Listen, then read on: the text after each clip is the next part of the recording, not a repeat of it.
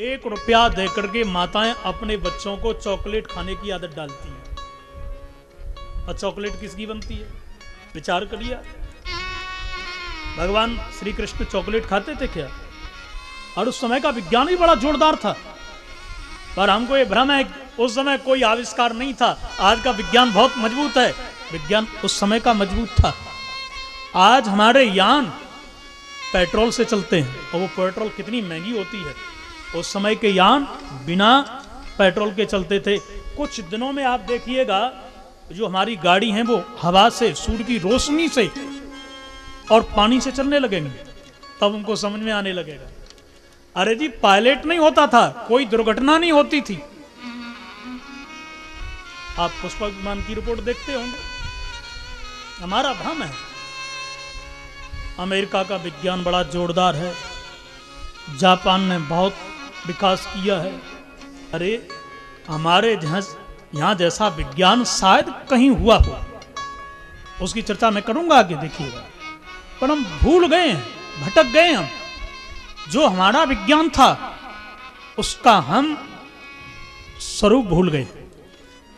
जो आध्यात्मिक विज्ञान था वो सत्य पर टिका था।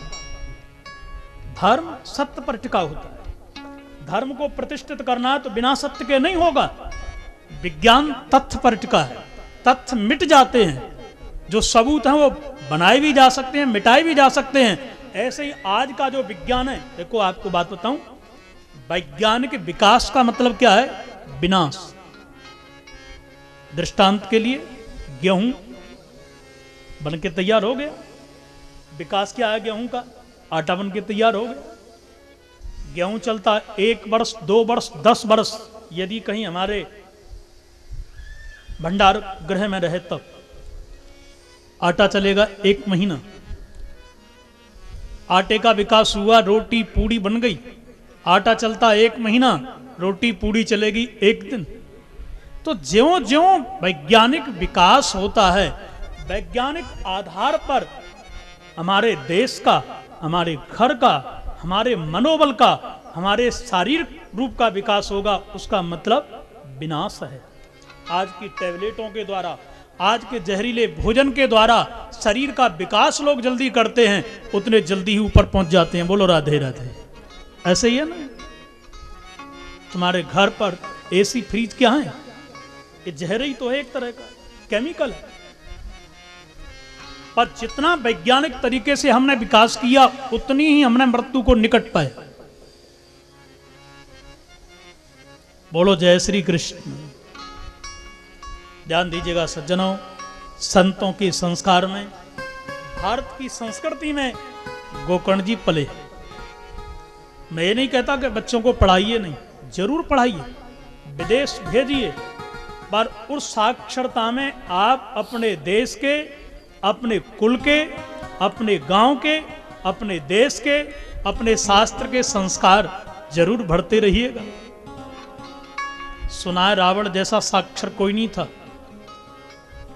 इतना पढ़ा लिखा था, जिसने ऐसे भाषणों की रचना करी, पर उसमें संतों के, शास्त्रों के संस्कार नहीं थे। इसलिए साक्षर का उल्टा हो जाता राक्षस, वो बन गया। आज की जो पीढ़ी जा रही है वो असंस्कारों की ओर जा रही है, और उसके मूल यदि कोई अपराधी हैं तो माता पिता है। यदि वो संस्कार दें, हमको फुर्सत नहीं, हमारे बच्चे कहाँ जा रहे हैं, हमारी बेटी कहाँ जा रही है, और रात्रि में कितने बजे आ रहे हैं, अरे बेटा कहाँ गए थे, इतने बजे क्यों आए, क्या कारण पड़ गया, उनको आप प्यार से मोहब्बत समझाइए, संस्कार दीजिए, वो आपका नाम रोशन करेंगे। पर उसके पीछे हमारा भी अपराध है कि आज हमारे बच्चे हमारा अपमान करते हैं, उसमें हमारा भी तो दोष है।